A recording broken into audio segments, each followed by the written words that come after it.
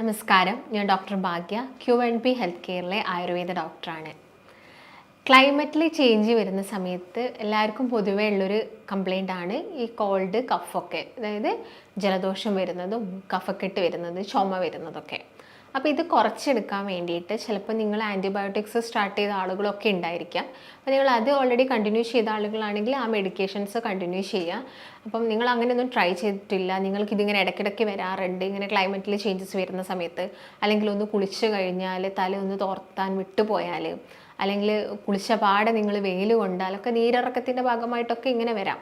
അപ്പം ഇങ്ങനെയുള്ള സിറ്റുവേഷനിൽ നമുക്ക് വീട്ടിൽ ചെയ്ത് നോക്കാൻ പറ്റുന്ന കുറച്ച് കാര്യങ്ങളാണ് ഇന്നത്തെ വീഡിയോയിലൂടെ ഞാൻ നിങ്ങളുമായിട്ട് ഡിസ്കസ് ചെയ്യുന്നത്.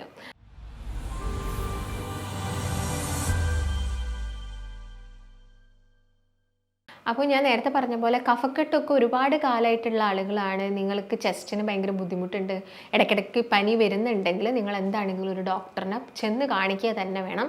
ഈ ടിപ്പുകൾ മാത്രം ഫോളോ ചെയ്താൽ പോരാ. കാരണം മേ ബി ചിലപ്പോൾ ന്യൂമോണിയ പോലുള്ള കണ്ടീഷനിലോട്ടൊക്കെ അത് മാറാനുള്ള ചാൻസസ് ഉണ്ട്. അപ്പോൾ അതെന്താണെങ്കിലും നിങ്ങൾ കുറച്ച് സീരിയസ് ആയിട്ട് എടുക്കുക. അല്ലാതെ നിങ്ങൾക്ക് ഇത് ഇടയ്ക്കിടയ്ക്ക് വരുന്നതാണ്, നിങ്ങൾ ഓൾറെഡി ഇങ്ങനെ എന്തെങ്കിലും ചൂടുവെള്ളം കുടിക്കുക, അല്ലെങ്കിൽ എന്തെങ്കിലും ചെറിയ ചെറിയ ടിപ്സൊക്കെ ഫോളോ ചെയ്യുമ്പോൾ അങ്ങ് മാറിപ്പോകുന്ന ആളുകളാണെങ്കിൽ നിങ്ങൾക്ക് ഞാൻ ഈ പറയുന്ന കാര്യങ്ങളും കൂടി ഇതിൻ്റെ കൂടെ ആഡ് ചെയ്യാവുന്നതാണ്. പിന്നെ നോർമലി ഞാൻ നേരത്തെ പറഞ്ഞ പോലെ തന്നെ ചില ആളുകൾക്ക് കഫം, അതായത് അലർജി വന്നിട്ട് തുമ്മലൊക്കെ വന്ന് ജലദോഷമൊക്കെ വന്നിട്ട് കഫക്കെട്ട് വരാറുണ്ട്. അപ്പോൾ അങ്ങനെയുള്ള കഫക്കെട്ടുള്ള ആളുകൾ കുറച്ച് ദിവസം അവർ ചിലപ്പം ഇങ്ങനെ ഡോക്ടേഴ്സിനൊന്നും കാണിക്കാതെ തന്നെ വീട്ടിൽ നിന്ന് തന്നെ ഓരോ കാര്യങ്ങളൊക്കെ ചെയ്തിട്ടായിരിക്കും ഇത്. ചില ആളുകളുണ്ട് മെഡിസിൻസ് എടുക്കാൻ നല്ല മടിയുള്ള ആളുകളുണ്ട്. അവർക്ക് മാക്സിമം വീട്ടിലുള്ള എന്തെങ്കിലുമൊക്കെ ചെറിയ ചെറിയ ടിപ്പ് വഴി അത് എടുക്കാവുന്നതിന് അവർക്ക് കൂടുതലും അവർ ആപ്റ്റ് ചെയ്യുന്നത് അങ്ങനെയാണ്. പക്ഷെ ഞാൻ നേരത്തെ പറഞ്ഞ പോലെ അങ്ങനെ ബുദ്ധിമുട്ട് വന്നിട്ട് അത് പിന്നീട് അത് ന്യൂമോണിയ പോലെയുള്ള സ്റ്റേജിലോട്ടൊന്നും പോവാതെയും നിങ്ങൾ ശ്രദ്ധിക്കേണ്ടതുണ്ട്. അപ്പം നിങ്ങൾക്ക് എല്ലാവർക്കും അറിയാം, നോർമലി നമ്മുടെ വീടുകളിലൊക്കെ കിട്ടുന്ന അതുപോലെ തന്നെ നമ്മൾ നോർമലി യൂസ് ചെയ്യുന്ന കാര്യങ്ങളൊക്കെ തന്നെയാണ് ഇന്നത്തെ വീഡിയോയിലൂടെ ഞാൻ നിങ്ങളുമായിട്ട് ഡിസ്കസ് ചെയ്യുന്നത്. അപ്പം എന്ത് കാരണം കൊണ്ടാണ് കഫക്കെട്ട് വന്നത് എന്നുള്ളൊരു ബോധം നിങ്ങൾക്ക് ഉണ്ടാവണം. ഇപ്പോൾ ചില ആളുകൾ പനിക്ക് വേണ്ടിയിട്ട് മെഡിസിൻസ് കഴിച്ചു കഴിഞ്ഞിട്ട് പിന്നീട് ഒരു പനി മാറിക്കഴിഞ്ഞാൽ അത് കഫക്കെട്ടായിട്ട്, ഇപ്പോൾ കുട്ടികളിലാണെങ്കിലും വലിയ ആളുകളിലാണെങ്കിലും ഒക്കെ നമ്മളത് കണ്ടുവരാറുണ്ട്. അപ്പോൾ അവരത് ചുമയ്ക്കുന്ന സമയത്ത് തന്നെ നമ്മൾ ചോദിക്കാറുണ്ട്, അത് ഡ്രൈ ആണോ അല്ലെങ്കിൽ അതിൻ്റെ കൂടെ സ്പൂട്ടം, അതായത് നന്നായിട്ട് കഫം പുറത്തോട്ട്, നിങ്ങൾ തുമ്മുന്ന സമയത്ത് നന്നായിട്ട് കഫം, ചുമയ്ക്കുന്ന സമയത്ത് കഫം പുറത്തോട്ട് വരുന്നുണ്ടോ എന്നൊക്കെ നമ്മൾ പേഷ്യൻസിനോട് വളരെ കോമൺ ആയിട്ട് ചോദിക്കുന്ന കാര്യങ്ങളാണ്. അപ്പം ഞാൻ നേരത്തെ പറഞ്ഞ പോലെ തന്നെ ഇപ്പം ഡ്രൈ ആണെങ്കിലും ഇതാണെങ്കിലും നമുക്ക് ഒരേ ടിപ്പ് ഫോളോ ചെയ്യാൻ പറ്റില്ല.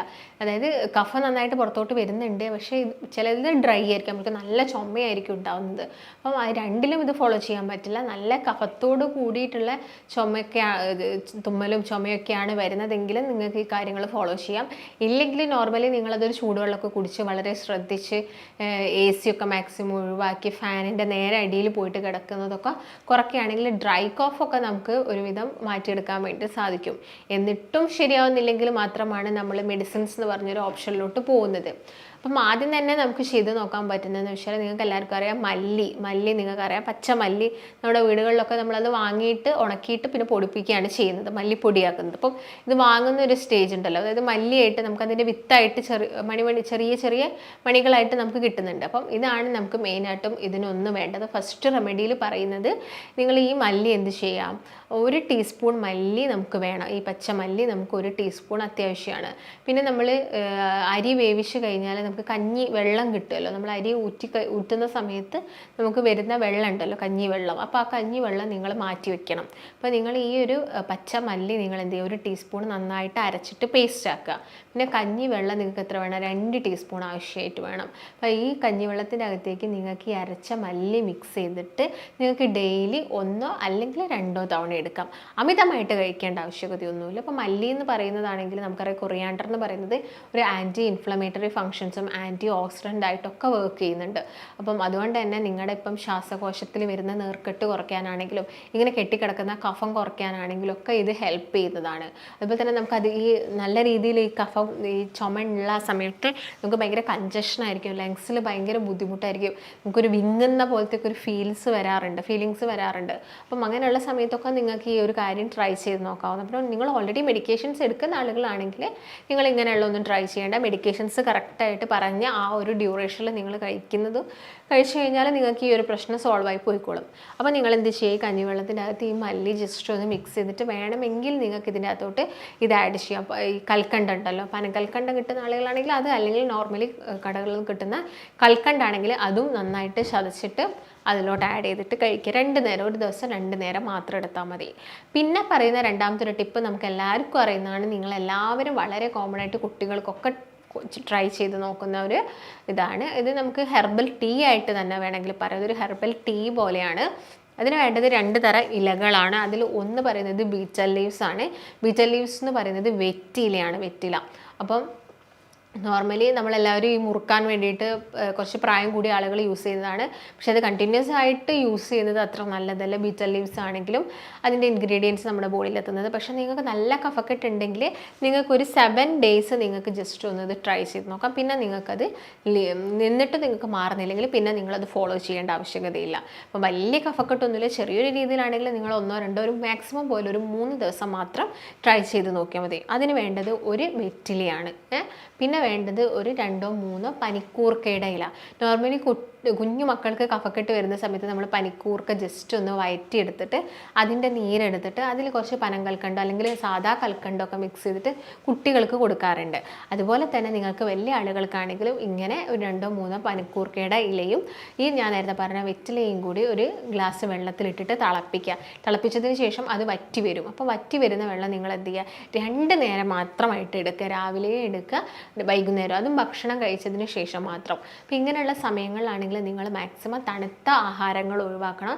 അതുപോലെ തന്നെ ഓവർ തണുത്ത ക്ലൈമറ്റിൽ ഇരിക്കുക, ഫാനിനടിയിൽ ഇരിക്കുന്ന ശീലമൊക്കെ ഉണ്ടെങ്കിൽ അതൊക്കെ ഒഴിവാക്കണം. കുളിക്കുന്നുണ്ടെങ്കിൽ നന്നായിട്ട് തല തോർത്തി, തലയിലുള്ള എണ്ണയാണെങ്കിലും അതുപോലെ തന്നെ വെള്ളത്തിൻ്റെ കണ്ടൻറ്റൊക്കെ ആണെങ്കിലും നന്നായിട്ട് നിങ്ങളത് തോർത്തി എടുക്കേണ്ടതുണ്ട്. ഇനി പറയാൻ പോകുന്നത് 3ാമത്തെ ഒരു ടിപ്പ്. ഇനിയും ഞാൻ പറയുന്ന ഈ ഒരു ടിപ്പ് നമ്മൾ വളരെ കോമൺ ആയിട്ട് എല്ലാവരും തന്നെ വീടുകളിൽ യൂസ് ചെയ്യുന്ന ഒരു കാര്യങ്ങളൊക്കെ തന്നെയാണ്. അപ്പം ഇത് നിങ്ങൾക്ക് നല്ല ശക്തമായിട്ടുള്ള കഫക്കെട്ടും ചുമയും നിങ്ങളത് ബുദ്ധിമുട്ടിക്കുന്നുണ്ടെങ്കിൽ നിങ്ങൾക്ക് ട്രൈ ചെയ്ത് നോക്കാം. അപ്പോൾ ഇതിന് അത്യാവശ്യമായിട്ട് വേണ്ടത് ഒന്ന് കുരുമുളകാണ്, മറ്റൊന്നെന്ന് പറയുന്നത് ഗ്രാമ്പു ആണ്, പിന്നെ ഒന്ന് വേണ്ടത് ഈ പട്ട ഉണ്ടാവുമല്ലോ, പട്ട വേണം, അത് വേണം.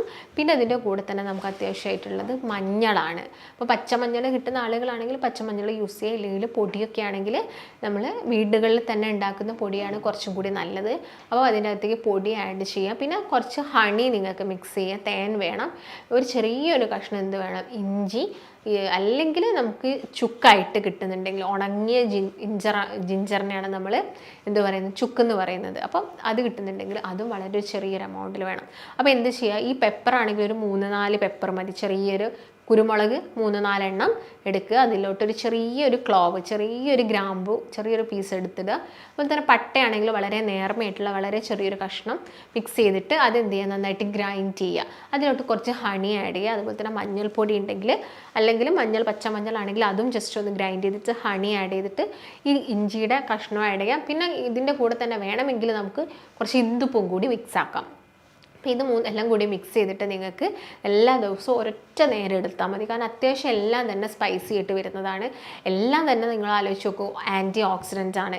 ഇതും നിങ്ങളുടെ ശരീരത്തിലുള്ള ഇൻഫ്ലമേഷൻസ് കുറയ്ക്കാനാണ് ഹെൽപ്പ് ചെയ്യുക. അപ്പോൾ കഫക്കെട്ട് വന്നിട്ട് അത് ഇൻഫ്ലമേഷനിലോട്ട് പോകുന്നതാണെങ്കിൽ നമുക്ക് പ്രിവെൻറ്റ് ചെയ്യാൻ വേണ്ടിയിട്ട് സാധിക്കും. അപ്പോൾ നിങ്ങളിങ്ങനെ കഫക്കെട്ട് വന്നിട്ട് പനിച്ച് കിടക്കുന്ന ആളുകളൊക്കെ ആണെങ്കിൽ നിങ്ങൾ എന്താണെങ്കിലും ഒരു ഡോക്ടറിൻ്റെ അടുത്ത് നിർദ്ദേശം എടുക്കേണ്ടതുണ്ട്. കാരണം ചിലപ്പോൾ നമുക്ക് ചെസ്റ്റിന് ഇൻഫെക്ഷൻ വന്നോ എന്നുള്ള കാര്യങ്ങളൊന്നും അറിയില്ല. അതുകൊണ്ട് ഒരു ഡോക്ടറിൻ്റെ അടുത്ത് എന്താണെങ്കിലും പോകണം. അപ്പോൾ നിങ്ങൾക്ക് ഈ ഒരു ടിപ്പും കൂടി എന്ത് ചെയ്യാം, ഇങ്ങനെ തുടർച്ചയായിട്ട് കഫും അതുപോലെ തന്നെ കോൾഡും വരുന്ന ആളുകൾക്ക് ട്രൈ ചെയ്ത് നോക്കാൻ പറ്റുന്ന ഒന്നാണ്. അപ്പം ഞാൻ പറഞ്ഞ പോലെ തന്നെ എല്ലാവർക്കും ഈ മെഡിക്കേഷൻസ് എടുത്തിട്ട് അസുഖം മാറ്റണം എന്നാഗ്രഹിക്കുന്ന, പ്രത്യേകം പറയുകയാണെങ്കിൽ ഇങ്ങനെയുള്ള അസുഖങ്ങൾ, ഈ തുമ്മുന്ന അസുഖം, അതുപോലെ തന്നെ ജലദോഷം, കഫക്കെട്ട്, ഇതൊക്കെ എല്ലാവർക്കും മെഡിക്കേഷൻസ് കഴിച്ച് മാറ്റാൻ താല്പര്യം ഉണ്ടാവില്ല. അപ്പം അല്ലാത്ത പക്ഷം ആളുകൾക്കാണ് ഇങ്ങനെയുള്ള ടിപ്പുകളൊക്കെ പറഞ്ഞു തരുന്നത്. അതുപോലെ തന്നെ നിങ്ങളിപ്പോൾ ഷുഗറിനാണെങ്കിലും മറ്റുള്ള BP-ക്കാണെങ്കിലും മെഡിസിൻസ് ഒക്കെ കഴിക്കുന്ന സമയത്താണെങ്കിലും ഇതൊന്നും ഒരുപാട് കാലം ട്രൈ ചെയ്യരുത്. ഇതെല്ലാം തന്നെ ഒരു ലിമിറ്റഡ് ആയിട്ടുള്ള ടൈം പീരീഡിൽ നിങ്ങൾക്ക് ഒന്ന് ട്രൈ ചെയ്ത് നോക്കാൻ പറ്റുന്ന കുറച്ച് ടിപ്പുകളാണ്. ഇപ്പം ചില ആളുകൾക്ക് ചിലപ്പോൾ മരുന്നും കൂടി അത്യാവശ്യമായിട്ടുണ്ടായിരിക്കാം. അപ്പം ആയുർവേദത്തിൻ്റെ കേസൊക്കെ നോക്കുകയാണെങ്കിൽ നമുക്ക് യാതൊരു സൈഡ് എഫക്ട്സും വരുന്നില്ല. നമുക്ക് കറക്റ്റായിട്ട് ഇത് ക്യൂർ ചെയ്ത് പോകാൻ പറ്റുന്നതേ ഉള്ളൂ.